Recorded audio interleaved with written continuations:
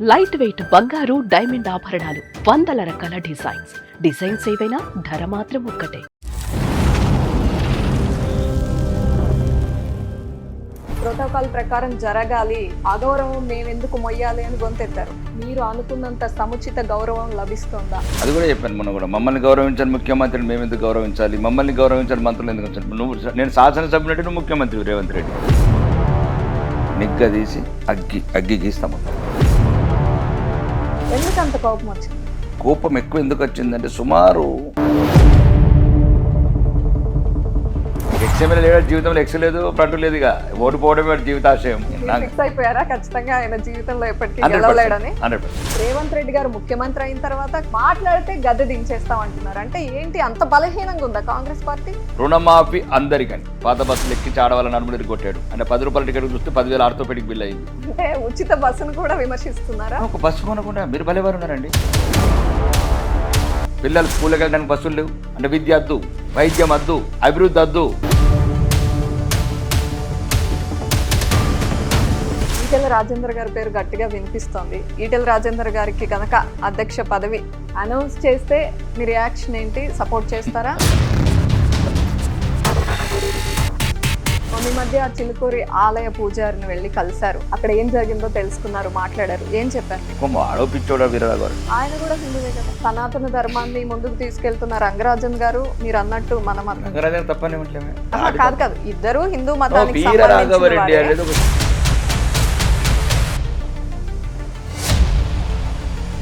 State divide అయిన తర్వాత కూడా ఇంకా పేద తెలంగాణగానే ఉందా?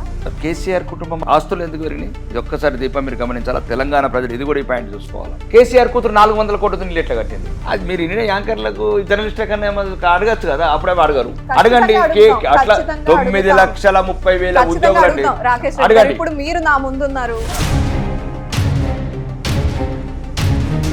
రేవంత్ రెడ్డి గారు మీ ఎదురుగా కూర్చుంటే ఏం అడుగుతారు, ఏం ప్రశ్నిస్తారు? ఫైనల్ దమ్ముంటే రేవంత్ రెడ్డి ఈ మాటకు సమాధానం చెప్పు. దమ్ముంటే కోమటిరెడ్డి ఈ మాటకు సమాధానం చెప్పు. దమ్ముంటే పొంగురెడ్డి శ్రీనివాసరెడ్డి ఈ మాటకు సమాధానం చెప్పు.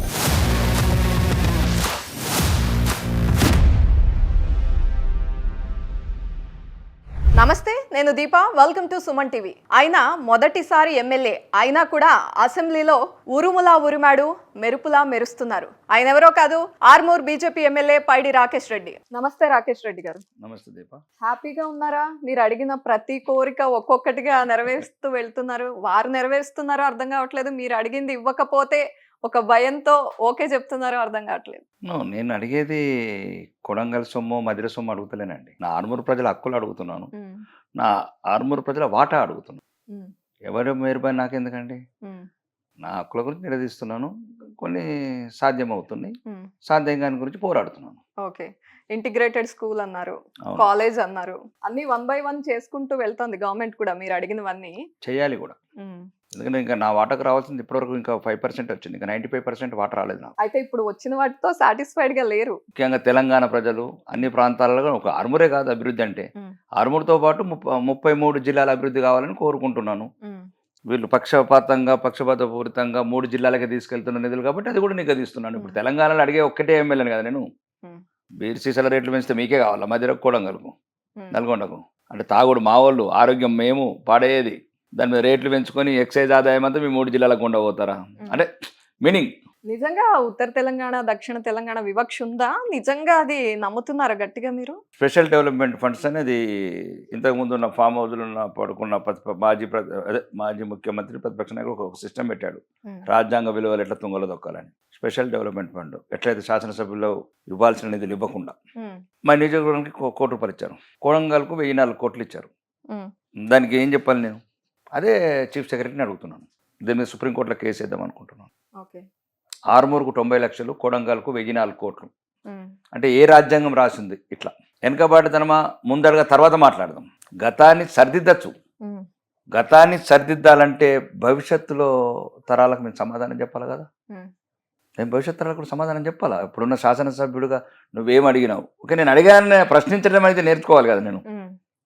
నన్ను గెలిపించిన ప్రజల అభివృద్ధి ముఖ్యం. మరియు తెలంగాణ ప్రాంతంలో ఇది, ఎందుకంటే తెలంగాణ రాష్ట్ర బడ్జెట్, ఇది తెలంగాణ రాష్ట్ర ఆదాయం కాబట్టి కొట్లాడతాను. అన్ని 33 జిల్లాలకు సమాన నిధులు కావాలి, సమానంగా అభివృద్ధి చెందాలి. మీరు అదే తప్పుడు అర్థం చేసుకుంటున్నారు. ఆరుమూరుతో పాటు 33 జిల్లాలు సమానంగా ఉండాలంటున్నాను. జనరల్ గా వచ్చిన ఎమ్మెల్యేలు ప్రజల కోసం చేస్తున్నాం ఇవన్నీ మాట్లాడతారు, కానీ మీరు మొదటిగా మీ ఆత్మగౌరవం కోసం కూడా పోరాడారు. ప్రోటోకాల్ ప్రకారం జరగాలి, ఏంటిది ఈ అవును. అగౌరవం మేమెందుకు మొయ్యాలి అని గొంతెత్తారు. ఆ విషయంలో ఇప్పుడు హ్యాపీగానే ఉన్నారా? మీరు అనుకున్నంత సముచిత గౌరవం లభిస్తోందా? నిరంతరం అడుగుతున్నాను, నిరంతరం ప్రశ్నిస్తున్నాను. అది కూడా చెప్పాను మొన్న కూడా. మమ్మల్ని గౌరవించని ముఖ్యమంత్రిని మేము ఎందుకు గౌరవించాలి, మమ్మల్ని గౌరవించని మంత్రులు ఎందుకు వచ్చారు? అంటే ఫర్ ఎగ్జాంపుల్ నన్ను ఎమ్మెల్యే అనుకుంటే మీరు మంత్రులు, మీరెందుకు నాకు ముఖ్యమంత్రి మంత్రులు? ఒకటే, నేను ఆత్మ గౌరవాన్ని మించింది ప్రపంచంలో ఏ ఆయుధం లేదు. అది ఎందుకో మరి చిన్నప్పటి నుంచి నాకు అది బాగా బలంగా నా రక్తంలోనే వెళ్ళుండిపోయింది. అది ఎవడేమనుకున్నా ఆత్మగౌరవం గురించి నిరంతరం పోరాడతా. రాజ్యాంగబద్ధంగా ఏదైతే నాకున్న శాసనసభ్యుడిగా గౌరవం కావచ్చు, ఎటువంటి విషయంలోనైనా ఏది చిన్న చూపించినా నిగ్గదీసి అగ్గి గీస్తా మొత్తం. ఇట్లాంటి అంశం మీదే మొన్న ఈ మధ్య కోమటిరెడ్డి వెంకటరెడ్డి మీద ఫైర్ అయినట్టున్నారు. ఫైర్ కాదు, ఇంకా ఎదురుగా కనిపిస్తే కడిగేస్తా అన్నంత ఆవేశం కనిపించింది. ఎందుకు అంత కోపం వచ్చింది మీకు? కోపం ఎక్కువ ఎందుకు వచ్చిందంటే, సుమారు ఆరుమూరు నియోజకవర్గ ప్రజలను అవమానించినందుకు. ఆరుమూరు నియోజకవర్గ ప్రజలు ఒక వ్యక్తిని అసహించుకుంటున్నారు అక్కడ. ఇప్పుడైతే అధికార పార్టీని అసహించుకుంటున్నారు, తిరస్కరించారు 2 సార్లు. అతన్ని రాజ్యాంగబద్ధ పదవిలో ఉన్న కలెక్టర్కు ఈ రాజ్యాంగబద్ధ పదవిలో ఉన్న మంత్రి ప్రమాణం చేసి అక్కడ ఇతను ఎమ్మెల్యే అని పరిచయం చేస్తున్నాడు. ఇంకా కడగకపోతే నాట్ ఎక్స్ఎమ్మెల్యే, ఎమ్మెల్యే అని పరిచయం చేస్తున్నారా? ఎక్స్ఎమ్మెల్యే లేదు, జీవితంలో ఎక్స్ లేదు, ఫ్రంట్ లేదు, ఇక ఓడిపోవడమే జీవితాశయం. ఓకే, మీరు ఫిక్స్ అయిపోయారా ఖచ్చితంగా ఆయన జీవితంలో ఎప్పటికీ గెలవలేడని? 100%. అంటే నేను అనేది ఏంటంటే, ఒక ప్రజలు అసహించుకున్న వాళ్ళని, ప్రజలను తిరస్కరించిన వాళ్ళని, ప్రజలు ఓడించిన వాళ్ళని, ఒక రాజ్యాంగబద్ధంగా వాళ్ళు గెలిపించుకున్నారు నన్ను వాళ్ళ బిడ్డగా, ఒక పోరాట యోధుడిగా, వాళ్ళ సమస్యల మీద గొంతెత్తుతా అక్కడున్న ఒక మాజీ శాసనసభ్యుడి మీద తిరగబడ్డ తొలి ఆరుమూరు బిడ్డ అని గౌరవించి నన్ను గెలిపించారు. వాళ్ళ నిర్ణయాన్ని కూడా అవమానించినట్లే కదా నువ్వు. ప్రజాస్వామ్యయుతంగా వ్యక్తులకు అభిప్రాయాలు ఉండొచ్చండి. సారీలు వీరు నువ్వు నేను చెప్పుకోవచ్చు దీప, ప్రజలకు సారీ ఎట్లా చెప్తావు? అవమానించి ప్రజల నిర్ణయాన్ని నువ్వు అవమానించినట్లే కదా. ప్రజలు గెలిపించుకున్న శాసనసభ్యులు నేను, గౌరవనీయ కలెక్టర్ ఎమ్మెల్యే నాకు, రేవంత్ రెడ్డికి, కోమటిరెడ్డి వెంకటరెడ్డికి, ముగ్గురికి ఎమ్మెల్యేని ఇచ్చారు. రాలేదు ఉంటే వాళ్ళకి ఏదైనా అదే మెజార్టీ వచ్చింది కాబట్టి మంత్రులు అయినా ముఖ్యమంత్రులు లేదు. కానీ వాళ్ళు మాకే సేమ్, మా క్లాస్మేట్లు అందరూ వాళ్ళు పెద్ద ఊహించుకుంటున్నారు. వాళ్ళకి ఇచ్చింది కూడా కలెక్టర్ అదే ఎమ్మెల్యే అని, మాకు ఇచ్చింది కూడా కలెక్టర్ ఎలక్షన్ కమిషన్ ఎమ్మెల్యేనే. ఎమ్మెల్యే వాళ్ళు సర్టిఫికేట్ నుండి మంత్రి అని ఉండదు. కాబట్టి ఆ రోజు ఆ చర్యకు ప్రతిచర్య, భవిష్యత్తులో కూడా ఇట్లనే ఉంటానని చెప్తున్నా ఈ ఇంటర్వ్యూ ద్వారా. కాదు, మీకు ఏమైనా బంధుత్వం ఉందండి కోమటిరెడ్డి గారితో? మళ్ళీ అది సబ్జెక్ట్ వేరు. కాదు, బంధుత్వం ఉందా మీకు? దూరపు చుట్టరికం గానీ కోమటిరెడ్డి గారితో ఉందా? మంచి సన్నిహితం ఉంది. అంటే చుట్టరికం అంకాపూర్ పక్కన అరుగులు వాళ్ళ చుట్టాలు ఉన్నారు. అట్లా ఆ జగన్ చుట్టాలు ఎక్కడో. మీరు ఆ సందర్భంగా ఒక మాట మాట్లాడారు, కోమటిరెడ్డి కుటుంబం మీద ఉన్న గౌరవంతో ఎక్కువ మాట్లాడకుండా ఆపేస్తున్నాను, కానీ ఇంకా ఎక్కువగా మాట్లాడితే నా చర్యలు వేరే విధంగా ఉంటాయంటూ హెచ్చరించారు. అందుకని బంధుత్వం ఏదైనా ఉందా?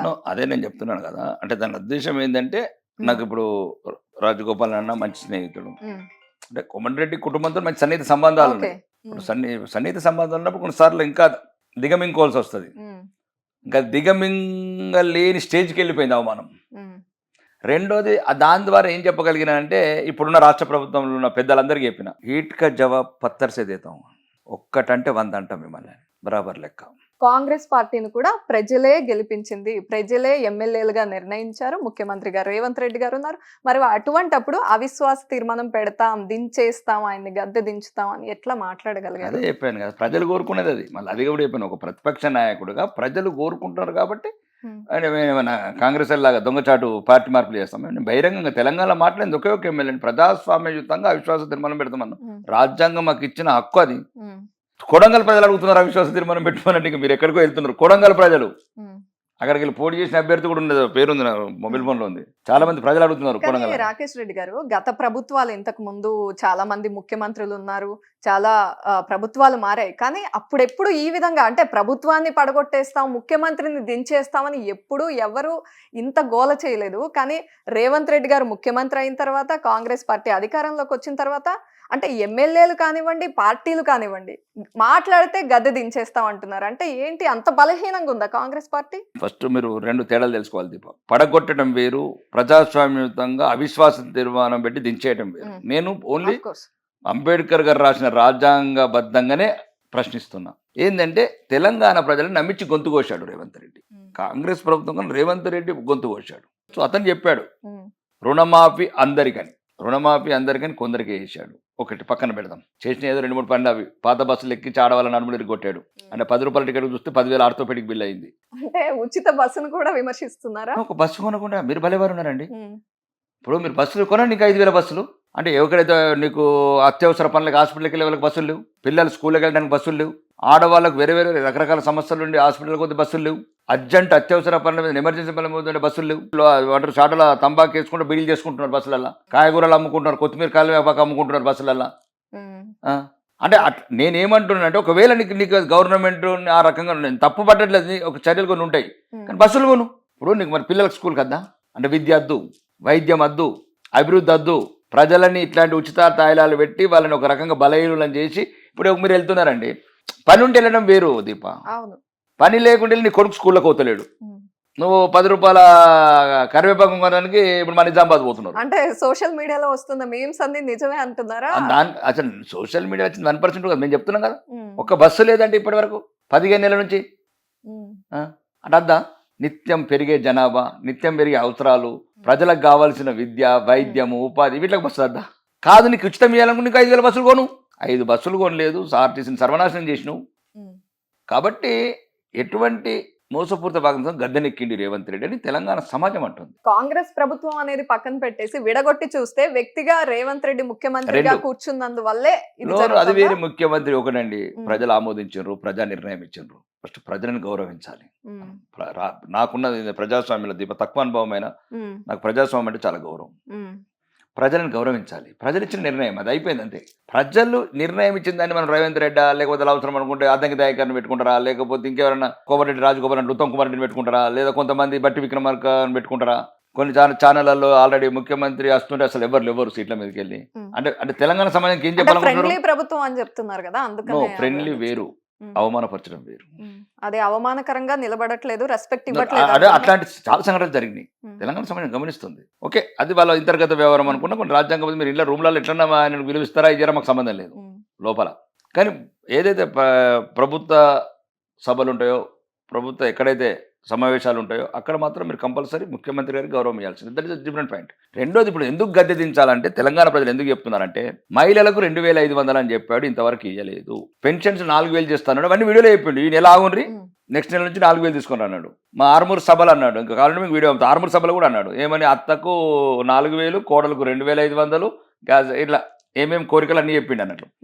అత్తలకు 4,000 ఇవ్వలేదు, కోడళ్ళకు 2,500 ఇవ్వలేదు, ఆటో రిక్షా డ్రైవర్లకు 12,000 ఇవ్వలేదు, అమ్మాయిలకు స్టూడెంట్లకు స్కూటీలు ఇవ్వలేదు. రెండోది, అందరికీ రుణమాఫీ కొందరికి వేశారు. అంటే పరిపాలన దక్షత లేకుండా, ఎటువంటి అభివృద్ధి లేకుండా గ్రామాలలో అభివృద్ధి మొత్తం పడకేసింది దీప. రేవంత్ రెడ్డి సర్కార్ని ఉంచకూడదు, కాంగ్రెస్ ప్రభుత్వాన్ని ఉంచకూడదని తెలంగాణ ప్రజలు కోరుకుంటున్నారు. దానికి నేను కొనసాగింపే ప్రజాస్వామ్యయుతంగా గద్దె దించడం అందరం ఒకటే అని అన్నాను. అంటే ఢిల్లీ విజయం తర్వాత తెలంగాణ బీజేపీలో ఏమైనా మార్పు వచ్చిందా? ఎక్కువ శక్తి పుంజుకుందాం, దేశవ్యాప్తంగా ఇంకా విస్తరిస్తున్నాం అనే ఒక ఆలోచనలో ఉందా బీజేపీ పార్టీ? మరి ఏం దేశవ్యాప్తంగా ఏ పార్టీ ఉంది ఇప్పుడు? ఇంకా కొన్ని ప్లేసెస్ లో లేదు కదా, ఢిల్లీ లాంటి ప్లేస్ లో ఘన విజయం సాధించారు. అవును, అదే నిజమే. కానీ ఒకటి ఏంటంటే ఇప్పటికీ 20 రాష్ట్రాలలో విస్తరించడం. ఇంకా కాంగ్రెస్ అనేది ఇంకేది ఏంటంటే 3 రాష్ట్రాలలో 9 ఓడిపోయే ముక్కు. ఇంకా నాకు తెలిసి ఇంకా 99% 3 రాష్ట్రాలకి వెళ్ళి కూడా కంప్లీట్ క్లియర్ చేస్తాము. క్లియర్ చేసి మా కోరిక కూడా మహాత్మా గాంధీ కోరికని వీళ్ళు 75 సంవత్సరాలుగా మోసం చేసిన గాంధీ కుటుంబం. ఎందుకంటే మహాత్మా గాంధీ గారి కోరిక జాతి పిత అని మనం చెప్పుకునే కోరిక 1940లో కాంగ్రెస్ పని అయిపోయింది, స్వాతంత్రం తెచ్చిన మూసేద్దామన్నాడు. ఈ నెహ్రూ, ఇందిరాగాంధీ, గాంధీ కుటుంబాన్ని గురించి దాన్ని కంటిన్యూ చేశారు. మహాత్మా గాంధీ కోరికని మన్నించాలని మాకు బాగా కోరిక, నాకైతే వ్యక్తిగతంగా బాగా కోరిక. మహాత్మా గాంధీ కోరికను మొత్తానికి తూచా తప్పకుండా పాటించి కాంగ్రెస్ విముక్త భారత్ చేయాలని. మరి తెలంగాణలో, ఆంధ్రప్రదేశ్లో నిజంగా బీజేపీ పార్టీ వచ్చేంత శక్తి ఉందా? 2 రాష్ట్రాల్లో నిరంతరం పోరాడాలి కదా దీప. విజయం ఒక రోజులో సాధ్యం కాదు కదా. పక్క రాష్ట్రంలో వచ్చింది మన రాష్ట్రం ఎట్లా వస్తుంది, మన రాష్ట్రం వచ్చింది పక్క రాష్ట్రం ఎట్లా వస్తుంది? పోరాటం అనేది నిరంతరం సాగే ఒక ప్రక్రియ అది. కాబట్టి మరి ఆంధ్రాలో ఆల్రెడీ వచ్చేసింది, అంటే మిత్రపక్షంగా వచ్చేసినాం మేము. 3 సీట్లు వచ్చినట్టే అనుకుంటున్నారా? మిత్రపక్షం ఎన్డీఏ మళ్ళీ ఎన్డీఏ అంటున్నాం, పాదం మోపాం కదా, పాదం అది ఒక విజయంగా పరిగణిస్తున్నారు. విజయం ఎప్పుడు వీరులకు ఎప్పుడు విజయమే స్ఫూర్తి కాదు. అలెగ్జాండర్ కూడా ఒక్కరోజు ఒక దేశం కలగలేదు, మన దేశాలకు వచ్చే వరకు పోరాటం చేస్తూ పోయి. మేము కూడా భారతీయ జనతా పార్టీని మొత్తం 30 రాష్ట్రాలకు విస్తరించే వరకు మా పోరాటం ఉంటుంది. తెలంగాణకి నెక్స్ట్ ఆల్టర్నేటివ్ ఖచ్చితంగా బీజేపీ అని నమ్ముతున్నారా? ప్రజలు బీజేపీ వైపే చూస్తున్నారని అనుకుంటున్నారా? మాకన్నా తెలంగాణ ప్రజలు 1000 రెట్లు చూస్తున్నారు భారతీయ జనతా పార్టీ వైపు. ఉమ్, ఒక విలువలు గల పార్టీ. ఇప్పుడు అర్థమవుతుంది వాళ్ళకి, ఎందుకు సోషల్ మీడియా కావచ్చు, లేకపోతే పత్రికలు కావచ్చు, ప్రచార సాధనలు కావచ్చు, ఉమ్, లేదా పక్క రాష్ట్రాలు తీసుకున్న నిర్ణయాలు కావచ్చు, ఉమ్, చుట్టుపక్కల అన్నీ మహారాష్ట్ర కావచ్చు, ఆంధ్ర కావచ్చు, ఉమ్, అంటే మాకున్న సరిహద్దు రాష్ట్రాలన్నీ కమలమయమైపోయినాయి. 36% ఓట్లతోని, 77 లక్షల ఓట్లతోని, 8 మంది ఎంపీలతోని, మల్కాజిగిరి లాంటి చోట్ల 3 లక్షల 4 లక్షల మెజార్టీతోని ప్రజలు సంపూర్ణ విజయం, ఘన విజయం మాకు సాధించి పెట్టారు. ఉమ్, ఇంకా మేము ప్రజల తరపున నిరంతరం పోరాడాల. తెలంగాణలో ప్రజాక్షేత్రంలోకి వెళ్ళి ప్రజల సమస్యల మీద మేము పోరాడాల. ఆ నాయకత్వ లక్షణాలు ప్రతిపక్ష బాధ్యత మేము నెరవేర్తిస్తున్నాం ఇప్పటికే. ఎందుకంటే ఇక్కడ ప్రతిపక్ష నాయకులు లేడు కాబట్టి తెలంగాణ ప్రజల ఆశలు త్వరలోనే నిరంతరం ప్రజాక్షేత్రంలో పోరాటం చేసి పార్టీని బాగా బలంగా తయారు చేసి పోన్నాం. మీరు అన్నట్టు ప్రజలందరూ చూస్తున్నారు అనే మాట కన్నా అధ్యక్షుడు ఎవరవుతారు అనేది కూడా తెలంగాణ సమాజం ఎదురు చూస్తోంది. బీసీయా, రెడ్డియా, బీజేపీ అధ్యక్షుడు ఎవరవుతారు అంటే హిందూ అవుతాడు. ఈటెల రాజేందర్ గారి పేరు గట్టిగా వినిపిస్తోంది. ఈటెల రాజేందర్ గారికి కనుక అధ్యక్ష పదవి అనౌన్స్ చేస్తే మీ రియాక్షన్ ఏంటి? సపోర్ట్ చేస్తారా? నేను ఈటల రాజేంద్ర కాదు, ఉమ్, ఏ రాజేంద్ర చేసినా సపోర్ట్ చేస్తాను 100%. నాకు పార్టీ కన్నా తల్లి రాకేష్ రెడ్డి ఓన్లీ, ఇంకా ఎటువంటి ఉండదు, వర్గాలు ఉండవు, ఏముండదు, ప్రాంతాలు ఉండదు, పాడు ఉండదు, ఒకటి భారతీయ జనతా పార్టీ నా కన్న తల్లి.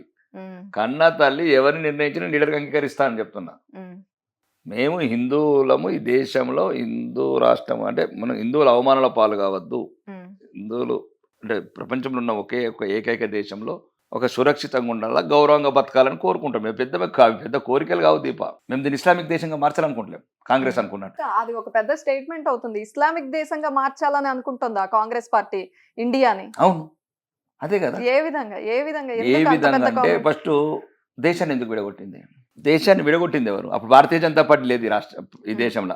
అప్పుడు దేశాన్ని విడగొట్టిన పార్టీ ఇది. అంటే దేశాన్ని విడగొట్టినావు. ఏ ప్రతిపదకాన్ని విడగొట్టినావు? మత ప్రతిపదకాన్ని విడగొట్టినావు. అంటే మత రాజకీయం మొదలు పెట్టినవే నువ్వు కదా. మత రాజకీయం నువ్వు మొదలు పెట్టినావు. రాజ్యాంగాన్ని తుంగలు దొక్కటం నువ్వు మొదలు పెట్టినావు. 356 ఆర్టికల్ని తుంగలు దొక్కటం నువ్వు మొదలు పెట్టావు. మాజీ ప్రధానమంత్రిని గుల్జార్ నందల్ లాంటి వారిని లాల్బదిని అవమానించడం నువ్వు మొదలు పెట్టినావు. కుటుంబ రాజకీయము, వ్యక్తి పూజ నువ్వు మొదలు పెట్టినావు. దేశాన్ని వేలాది లక్షలాది మంది భగత్ సింగ్ లాంటి బిడ్డలు, సుభాష్ చంద్రబోస్ వీరులు సాధించుకున్న స్వాతంత్రాన్ని ఎమర్జెన్సీ పీరియడ్ ధ్వంసం చేసిన కుటుంబం నువ్వు. ఇప్పుడు తమిళనాడులో 1500 సంవత్సరాల నుంచి నీకు ఇస్లామే లేదు. అప్పుడున్న గుళ్ళు బగ్బోట్ ఎట్లయితే నీకు 500 మంది, సుమారు 543 మంది ఉన్న మన ఒక పార్లమెంట్ లోపల 218 మంది వాళ్ళు వ్యతిరేకిస్తున్నారు. 206 మంది హిందూ ఎంపీలు ఉన్నారు. కొద్దిగా జ్ఞానం ఉండాలి కదా. అంటే నీ మొత్తం నీ హిందూ సమాజం సర్వనాశనం కావాలా? హిందూ సమాజం నిర్మించబడాలి. మీరు హిందూ ఎంపీలు ఎట్లా అవుతారు? మీ జాతిని మీరు కాపాడుకోరా? దాంట్లో ఏముంది చట్ట సవరణ? ఏదైనా ఉంటే జ్యుడిషియల్ సిస్టంలో, ఇండియన్ కాన్స్టిట్యూషన్ సిస్టంలో రావాలని పెట్టినరు. ఇక రాజ్యాంగం సంబంధం లేదు, సుప్రీంకోర్టు పవర్స్ లేవు. అదేం సవరణ అండి అది? నువ్వు 4 చేసుకోవచ్చు, 40 మందిని కానొచ్చు. కామన్ సివిల్ ఎవరు? అంబేద్కర్ గారు చెప్పిందే కదా. ఇన్ఫర్మేషన్ కూడా ఎవరు చెప్పారు దీపా? ఎవరు చెప్పారు? ఈ రాజ్యాంగ స్ఫూర్తి భారతరత్న అంబేద్కర్ గారు రాసిన రాజ్యాంగం దీపా. ఇది ఎవరు మాట్లాడతలేరు. ఈ దేశద్రోహి పార్టీ అయిన కాంగ్రెస్ మాటలు ఇంకా నమ్ముతున్నారు.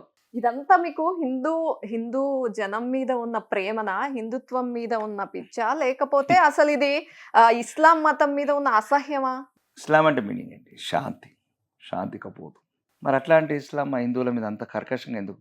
అంటే అది కొంతమంది వ్యక్తులు చేసింది. మతం మొత్తాన్ని అనడం No, కరెక్టేనా? no, మతానికి ఆపాదించడం. ఇండియన్, మళ్ళీ మీకు అదే చెప్తాను, ఇండియన్ ముస్లిమ్స్ ఏమంటలేం. దే ఆర్ ఆల్ అవర్ పూర్వీకులు, మా పూర్వీకులు, మా బ్లడ్, మా డిఎన్ఏ.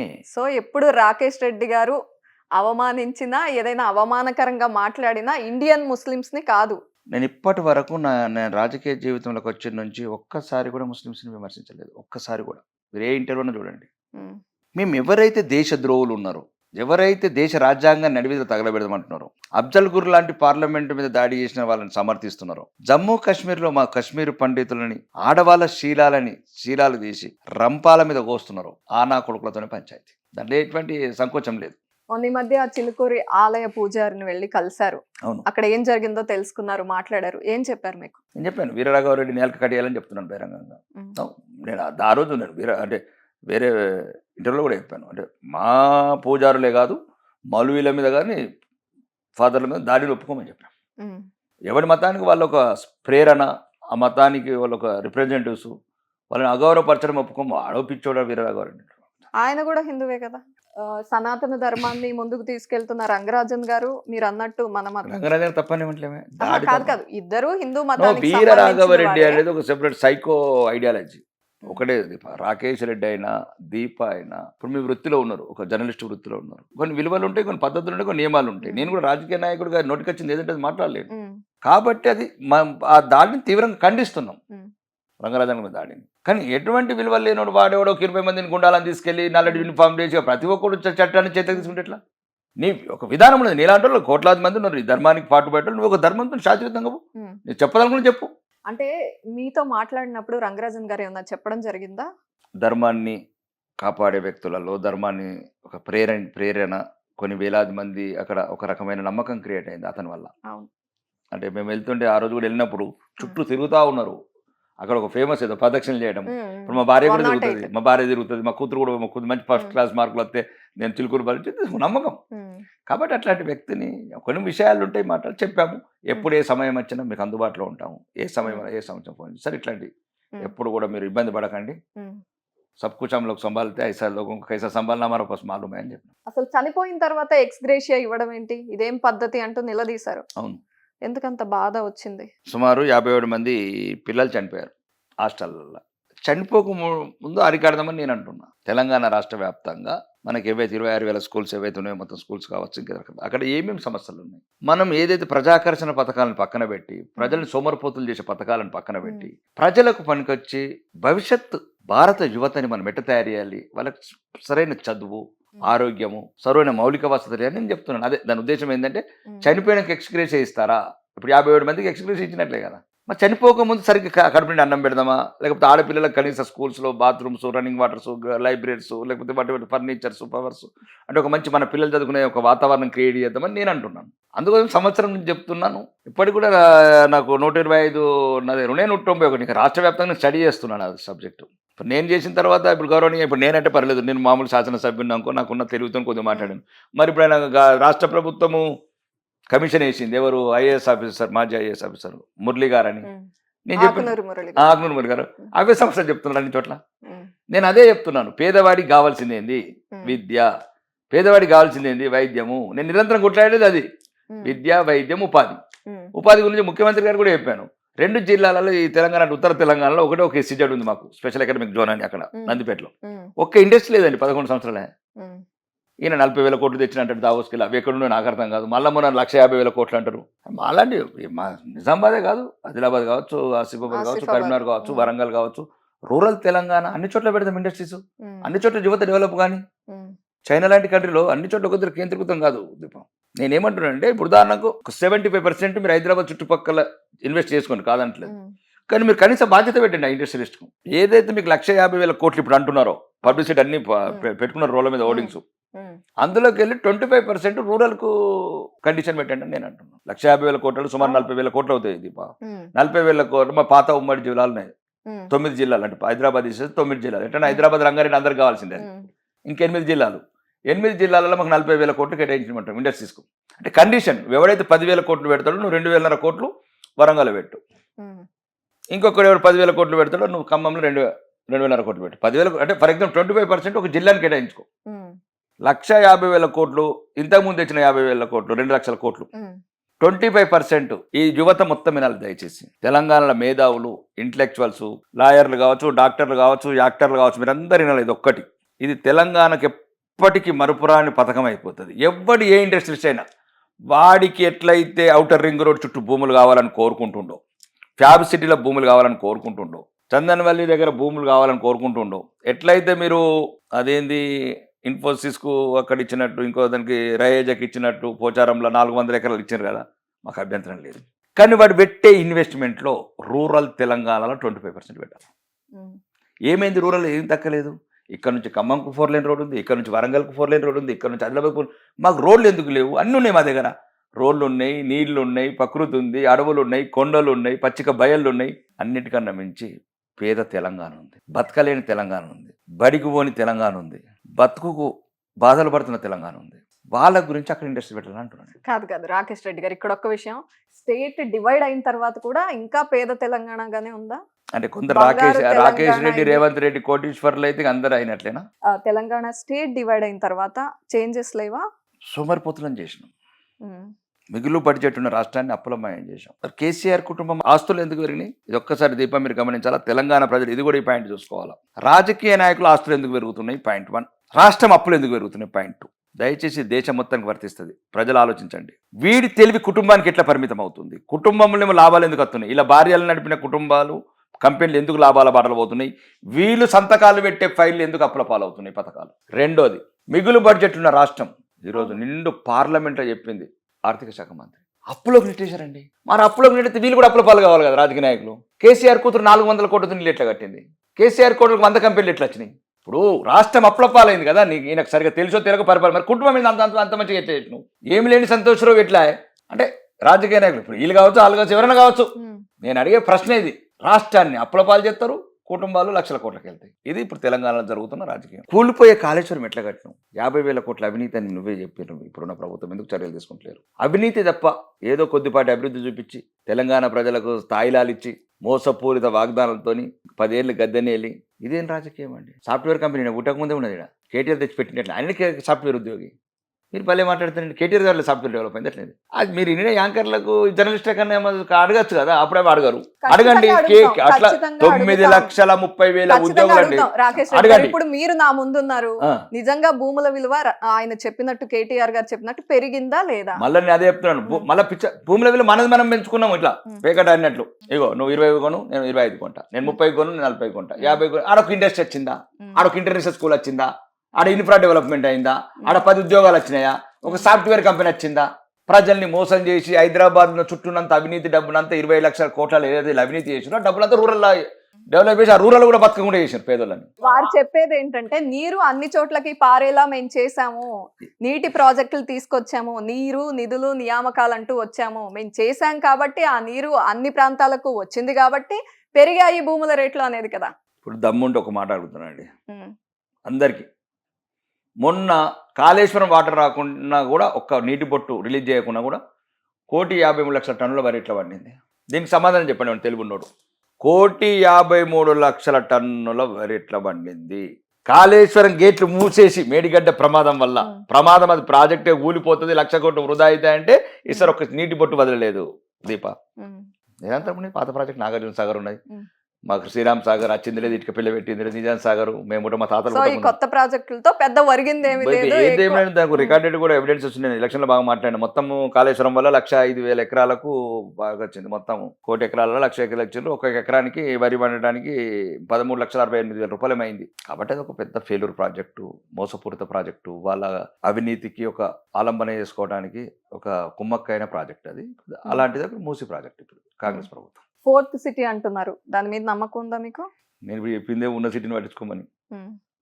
కళలు ఒకటే చెప్తున్నాను, కళలు కనాలి, కళలు కొన్ని సాధ్యమేటే కనాలి. కానీ ప్రజలను మోసం చేసి ఇప్పుడు ఏం కావాలా? ఇప్పుడు నేను చెప్తున్నాను కదా, తెలంగాణ వ్యాప్తంగా కనీస వసతులు లేవు స్కూళ్ళల్లో, గ్రామీణాల్లో మౌలిక వసతులు లేవు, డ్రైనేజెస్ లేవు, సీసీ రోడ్స్ లేవు, సింపుల్ దాన్ని ఆర్మూర్ తీసుకుంటే అన్ని చెప్తాను నీకు. అన్ని తెలంగాణ ఆర్మూర్ అన్ని మోస్ట్ డెవలప్డ్ ఇంకా మంచిగా 30 గ్రామ పంచాయతీలు 75 ఏళ్ళ గ్రామీణ భారతంలో. మాకున్న 87 విలేజ్లో 35 గ్రామ పంచాయతీలు. గ్రామ పంచాయతీలు ఫస్ట్ సిటిజన్ కూర్చుండేదానికి లేవు, గ్రామ పంచాయతీలు లేవు, వైకుంఠ ధామాలు లేవు. అవి కూడా కేంద్ర ప్రభుత్వం నుంచి ఏవైతే నిధులు వచ్చినా వీటి వల్లనే ఒక్క మౌలిక వసతులు లేవు, విద్య లేదు, వైద్యం లేదు, ఉపాధి లేదు, ఓన్లీ ప్రకటనలు. కానీ ఆర్మూర్ నియోజకవర్గంలోనే ఇన్ని డిఫెక్ట్స్ ఉన్నాయి, ఇలాంటి గ్రామ పంచాయతీలే లేవు అని చెప్తున్న మీరు, అంతగా ఆవేదన చెందుతున్న మీరు, కొన్ని పోస్టర్లు మీ మీదే వెలిసాయి నందిపేట లాంటి ఏరియాలో, 8 ప్రశ్నలతో కూడిన పోస్టర్స్ అలాంటివి. తప్పేం లేదు, 8 ప్రశ్నలు వేశారు, సమాధానం చెప్పారు. 80 ప్రశ్నలతో ప్రశ్నించేస్తుంది. బహిరంగంగా స్టేట్మెంట్ ఇచ్చిన కదా.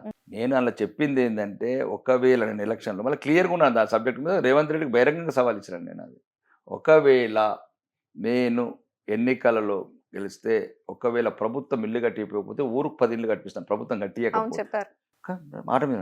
నేను వచ్చి నుంచి అదే మాట్లాడుతున్నాను కదా, గవర్నమెంట్ వస్తే ఇప్పుడు దాన్ని నా ప్రభుత్వం మధ్యన ముందు ఇంప్లిమెంట్ చేసేవాళ్ళం. ఓకే, ప్రతిపక్షంలో కొట్లాడుతున్నాం, 3,500 ఇల్లు శాంక్షన్ చేసినాం. అవే కదా ఇల్లు. గవర్నమెంట్ కట్టిపోయకపోతేనే నేను ఊరికి 10 ఇల్లు కట్టిస్తాను. ఇప్పుడు ఆ లేట్ అయిన దానికి రేవంత్ రెడ్డి గారు జవాబు చెప్పాలా? నువ్వు 3,500 ఇల్లు ఫస్ట్ మా గవర్నర్ గారి ప్రసంగంలో ప్రతి నియోజకవర్గానికి 3,500 ఇల్లు అన్నాడు. కనుక నాకు నేను 10 ఇల్లు అంటే మొత్తం కలిసి 100 ఇల్లే కదా, అంటే సుమారు 700 ఇల్లు. ఇప్పుడు 3,500 ఇల్లు కొట్లాడి సాధించుకొచ్చిన కదా. ఒకవేళ ఇప్పుడు కూడా మనం బహిరంగంగా నేను ఒక స్టేట్మెంట్ ఇచ్చాను రేవంత్ రెడ్డి గారికి, ఒకవేళ ఆర్మూర్ తెలంగాణలో లేదని చెప్పండి. చెప్పండి, రేపే ముగ్గు వస్తా 80 పల్లెల్లో అని చెప్పండి. ఆరుమూరు తెలంగాణలో లేదు, మా పనులు మేమే వసూలు చేసుకుంటాం, రిజిస్ట్రేషన్స్, ఎక్సైజు, మీకు బ్రహ్మాండ అమెరికా లాగా చేస్తాను నేను మార్మూలి మూలలో 1000 కోట్లు ఇస్తున్నాం ఆదాయం, మా డబ్బులు మాకేందుకు ఎంత నీకేం దమ్ముంటే నువ్వు ఢిల్లో కొట్టాడు, నీకేమైనా ఇబ్బంది అయితే మా డబ్బు మేము అడుగుతున్నాం. కానీ ప్రజలంతా ఎమ్మెల్యే వైపే చూస్తారు కదా, ఇటువంటి ప్రశ్నలు ఎమ్మెల్యే చెయ్యాలి అంటూ వాళ్ళకు మనసులో తప్పేం లేదండి. దాంట్లో ఇప్పుడు ఆల్రెడీ ఆ ప్రణాళికలు వచ్చేసినాయి, ఆల్రెడీ ప్రజా అప్లికేషన్స్ అన్ని ఫార్వర్డ్ అయిపోయినాయి, ఫాస్ట్ అయిపోయినాయి. ఇప్పుడు ముందు కూడా సుమారు ఒక 5 ఊర్లలో కంప్లీట్ అయిపోయినాయి. ఇంకా నేను కొబ్బరికాయ కొట్టాడు గౌరవనీయ ముఖ్యమంత్రి, స్టార్ట్ అయిపోతాయి. స్టార్ట్ కాకపోతే నిరంతరం వేటాడతాం. మా డబ్బు మేము తీసుకుంటాం, కట్టుకుంటాం, డోంట్ వరీ, దాంట్లో ఏం లేదు. మేము ఆర్మూర్ని సుమారు భారతదేశంలో నెంబర్ 1 కాన్స్టిట్యూన్సీ చేస్తాం. అట్లా ప్రైవేట్గా నాకు పన్నులు వసూలు చేసుకుంటుంటే. బైక్ స్కామ్ విషయంలో మీ పేరు ఎందుకు వచ్చింది? మీ బంధువు సంతోష్ రెడ్డి గారి పేరు వచ్చింది ఎందుకు? నేను అదే చెప్తున్నాను, సంతోష్ రెడ్డి ఏం చేసింది లేదు, ఇంకొక రెడ్డి ఏం చేసింది లేదు దాంట్లో. అన్ని మేము ఎందుకులేండి చిన్న చిన్న విషయాలను స్పందిస్తే ఇంకా నేను ఆల్రెడీ పోలీసులు 2 రోజుల కింద ప్రెస్ మీట్ పెట్టి చెప్పేశారు, ఎటువంటి రాజకీయ ప్రమేయం లేదు దీంట్లో. అంటే ఎందుకు మీ పేరు అంటించారు? ఇక్కడ జరుగుతూ మీ ఏరియాకి అవి ఆ బైక్స్ వచ్చాయనే ఉద్దేశంతో ఆ ఏరియా ఎమ్మెల్యే మీరే కాబట్టి ఊహించుకున్నారా? ఇప్పుడు మరి అంటే ఆ ఏరియా కాంగ్రెస్ ఎమ్మెల్యే కూడా ఉన్నాడు భూపతి రెడ్డి, ఆయన ఎక్క బైక్లు అయినాయి. మరి భూపతి రెడ్డి ఇన్వాల్వ్మెంట్ కూడా ఉంది, బోధనలో కూడా అయింది, సుదర్శన్ రెడ్డి ఇన్వాల్వ్మెంట్ కూడా ఉందా అసలు ఎందుకు అంటే వాళ్ళు మరి పోలీసులే చెప్పాలి, పోలీసులే చెప్పాలి. అది పోలీసులు ఖండించరు, ఎటువంటి రాజకీయ ప్రమేయం లేదు, రాజకీయ నాయకులు హస్తం లేదు. పాయింట్ 1. పాయింట్ 2, దీంట్లో ఒకటే కాదు, భీమ్గల్ ప్రశాంత్ రెడ్డి ఉన్నాడు, సునీల్ రెడ్డి ఉన్నాడు, భూపతి రెడ్డి ఉన్నాడు, ఇంకా వాళ్ళు ఉన్నారు, బోధనలో దొరికినారు, ఆర్మూర్ దొరికినారు. ఇది ఒక విస్తరించింది రాష్ట్ర వ్యాప్తంగా. మరి ప్రతి ఒక్కరు రేవంత్ రెడ్డి కూడా ఇన్వాల్వ్మెంట్ ఉండాలి. దానివల్ల ఏమవుతుందంటే ఇంకా దుర్మార్గులని మనం ఎంకరేజ్ చేసినట్లు ఉంటుంది. ఇప్పుడు ఒక అతనేమో మొత్తానికి ఆడ అసలు ప్రజలు మర్చిపోయారు మాజీ శాసనసభ్యులు, నేను ఏ కొద్దిగా ఇచ్చిన పానం పోసినట్లు అవుతుంది. పాముకు పానం పోయడం ఇష్టం లేదు, ఆ పాము మళ్ళీ నా ప్రజలనే కాటేస్తుంది. కాబట్టి ఆ పాముకు పానం పోయేద్ది అనుకుంటున్నా. ఇక ఇంకొకటి జీవితాంతము అదేమంటారు, ఇంకా విజయం అనేది ఆ జీవితంలో కనుచూపు చూడని వ్యక్తి, ఇప్పటికే 2 సార్లు ఓడిపోయాడు. ఇంకా నాకు తెలిసి ఇంకా 3-4 సార్లు ఓడిపోయిన తర్వాత కూడా ఇంకా అతను రాజకీయాల్లో గవే ఏవైతే చిన్న చిలిపి పనులు చేస్తున్నాడో చిలిపి పనులు చేసుకుంటూ ఉండాలి. మీకు ఇంకా ఏమేమి కావాలనుకుంటున్నారు? ఇంకా ఏం పెండింగ్ లో ఉన్నాయి ఆర్మూర్ నియోజకవర్గానికి సంబంధించి కానీ తెలంగాణ వ్యాప్తంగా కానీ మీ కోరికలు ఏంటి? ఒకటి, ఫస్ట్ ఆర్మూర్కి వచ్చే వరకల్లా 125 స్కూళ్ళలో బాత్రూములు లేవు, 191 ఉన్నాయి. నిండు అసెంబ్లీలో మాట్లాడిన శ్రీధర్ బాబు గారు త్వరలోనే మరి ఏందో ఆర్థిక ఇప్పుడు బడ్జెట్లు ఇస్తానన్నాడు. నేనేం అడుగుతలేను, పెద్ద కొడంగల్ లాగానో మధిరలాగానో నల్గొండలాగా 1000 కోట్లు వద్దంటున్నాను. కనీసం పేద పిల్లలు చదువుకునే విద్యనన్నా కొద్దిగా మంచిగా ఇద్దాము. స్కూల్కి కావాల్సిన కొన్ని కంపౌండర్స్ కావచ్చు, రన్నింగ్ వాటర్స్ కావచ్చు, లేడీస్ కొన్ని ఇబ్బందికరమైన పిల్లలు ఉంటారు, ఎదిగిన పిల్లలు ఉంటారు, వాళ్ళకి ఇబ్బంది కాకుండా కొన్ని సౌకర్యాలు కల్పిద్దామని చెప్తున్నాను నేను. మౌలిక వసతులు గ్రామాలలో ఏమిటే మేడం, చిన్న గ్రంథాలయం, మహిళా భవనము, అంగన్వాడీ బిల్డింగు, లైబ్రరీ, చిన్న ఏమంటారు సీసీ రోడ్లు, డ్రైనేజీలు, చిన్న ఒక మంచి గ్రామ పంచాయతీ, మంచి కొద్దిగా గ్రీనరీ, పల్లెటూళ్ళని పచ్చగా చేసి వాళ్ళు బతకనిద్దామంటున్నాను. చిన్న కోరికలు. డ్రైనేజ్ 5 లక్షలు పెడితే ఒక వీధి మొత్తం డ్రైనేజ్ అయిపోతుంది. 5 లక్షలు పెడితే ఒక వీధిలో సీసీ రోడ్ అయిపోతుంది. ఒక 20 చెట్లు పెడితే ఎట్లైనా గ్రామీణ ఉపాధి పథకం ఒక పథకం ఉంటుంది, 1000 కోట్లు స్పెండ్ చేస్తారు కేంద్ర ప్రభుత్వం, వాళ్ళతోనే చెట్లు పెట్టిద్దాం. పల్లెటూరు అంటే ఎక్కడ రూరల్ తెలంగాణ డెవలప్ చేద్దాం ఒక ఆలోచన. అంటే ఇదే పద్ధతి సేమ్ తెలంగాణ అంత వ్యాప్తంగా ఎక్కడ ఏ వనరులు ఉన్నాయి. ఫర్ ఎగ్జాంపుల్ ఆదిలాబాద్లో ఉంది కాటన్, ఇప్పుడు త్రిపుర అని ఒక తమిళనాడులో ఉంటుంది, మొత్తం టెక్స్టైల్ ఇండస్ట్రీ, పత్తి కూడా వండదు దీప. ప్రపంచానికి ఈరోజు క్లాత్ ఎక్స్పోర్ట్ నెంబర్ 1 అది. అంటే ఇలా ఎక్కడో ఒక చోట ఒక మార్గం ఉండాలి. దీనికి ఆలోచిద్దామని నేను అంటున్నా. అంటే ప్రభుత్వాన్ని కోరేది కూడా, ఇప్పుడు మాకు నెలకు 20,000 కోట్ల ఆదాయం, అప్పు మళ్ళీ నెలకి ఇప్పుడు ఈసారి 1,60,000 కోట్లు, సుమారు 15,000 కోట్లు తెస్తున్నారు ఎవ్రీ మంత్. ఇవి ఎటు పోతున్నాయి అర్థమవుతలేదు. అట్లా దీన్ని ఎక్కడో ఒక చోట పేద ప్రజలకు కనీస అవకాశాలు, ఇట్లా సోమరిపోతులు చేసే స్కీములు కాకుండా వాళ్ళని కష్టపడి వాడు ఇంకొక 10 మందిని వాడు ఎంప్లాయ్మెంట్ ఇచ్చినట్టు తయారు చేద్దామని.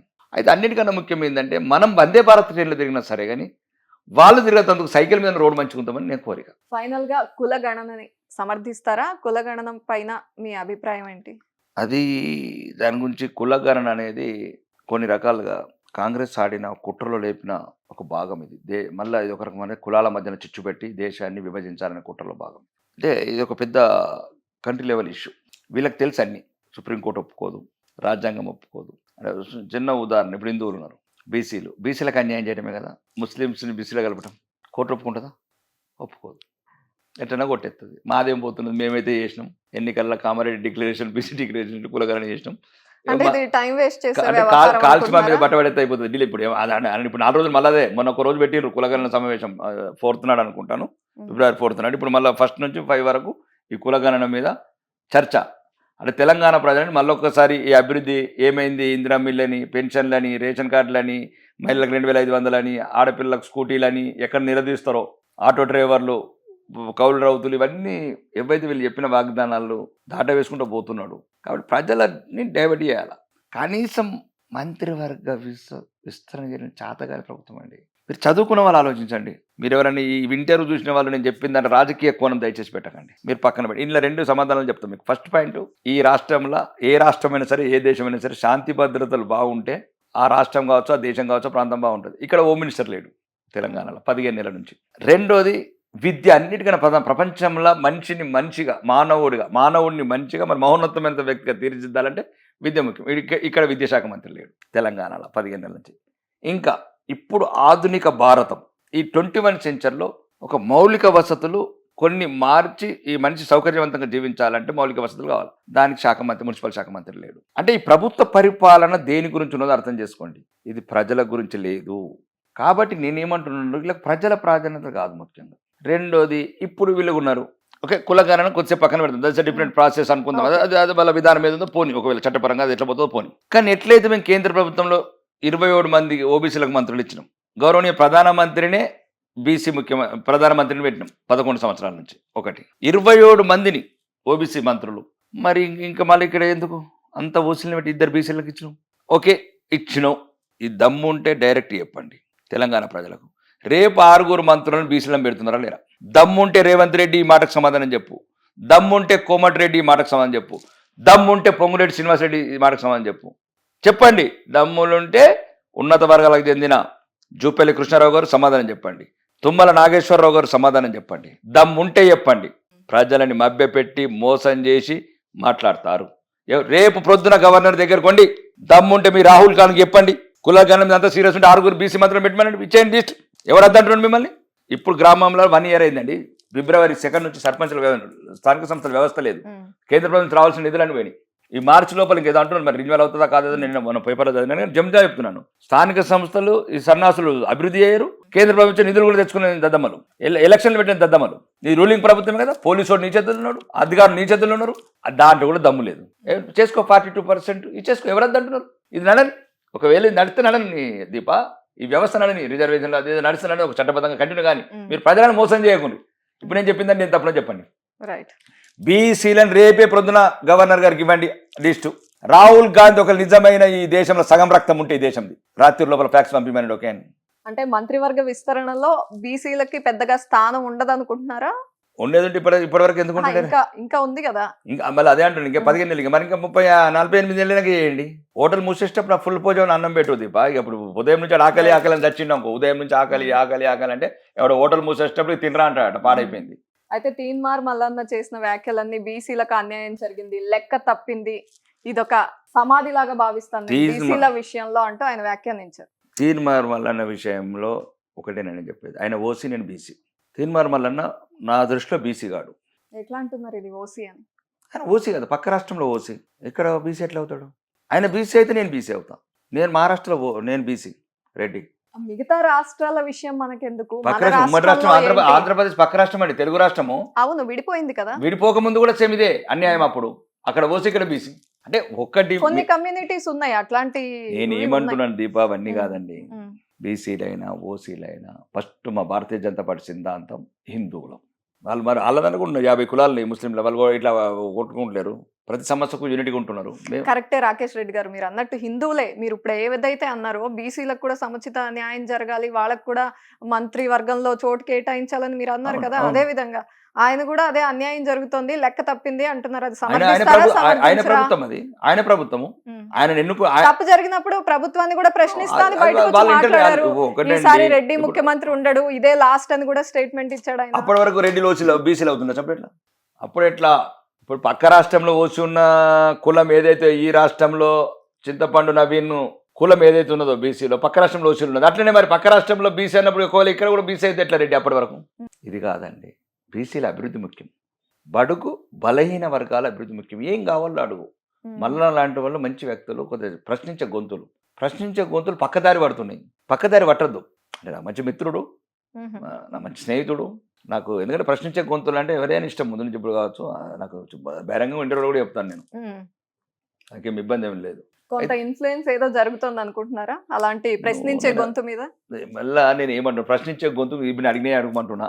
ఫస్ట్ మంత్రులలో ఇప్పుడు ప్రాధాన్యత ఇవ్వమంటున్నా. ఇప్పుడు 12 మంది మంత్రులు కొంతమందిని తీసేయి. ఒకవేళ మీకు 6 ఎక్స్టెన్షన్ లేదు, 12 మంది కొంతమంది రెడ్డిలను తీసేయి. మరి ఇప్పుడు వచ్చిన తీసి పెట్టుండ్రు. జూపల్లి కృష్ణారావు వెల్మ ఓసి, కమ్మ తుమ్మల నాగేశ్వరరావు 2, పొంగులేటి శ్రీనివాసరెడ్డి 3, అతని పేరు ఏంది ఇంకా రెడ్డి, ఉత్తమ్ కుమార్ రెడ్డి ఆయన పేరు, ఇంకా ఎవరు ఉంటారు అక్కడ, కోమటిరెడ్డి వెంకటరెడ్డి, రేవంత్ రెడ్డి. ఒకవైపు నువ్వు ఉన్న పార్టీలా వాళ్ళ మద్దతుతో గెలిచి వాళ్ళ ప్రభుత్వంలో ఉన్న నువ్వు వాళ్ళని సరిదిద్దలేకపోతే ఇవన్నీ ప్రజలను చీల్చే ఉద్దేశం. మేమందరం ఏంటంటే ప్రజలందరిని ఒకటి గురించి కూడా ఎక్కడెక్కడైతే ఏమేమి కావాలో అవన్నీ సరిగ్గా వాళ్ళకు సరిపోయేటట్లు సరిగ్గా న్యాయం చేసే party Bharatiya Janata party. Right. Revanth Reddy గారు మీ ఎదురుగా కూర్చుంటే ఏం అడుగుతారు, ఏం ప్రశ్నిస్తారు ఫైనల్ గా? ఏమడుగుతాను, 33 జిల్లాలని తెలంగాణ ప్రజలందరినీ సమానంగా చూడమని చెప్తాను. Right. Thank you Rakesh Reddy గారు. ధన్యవాదాలు.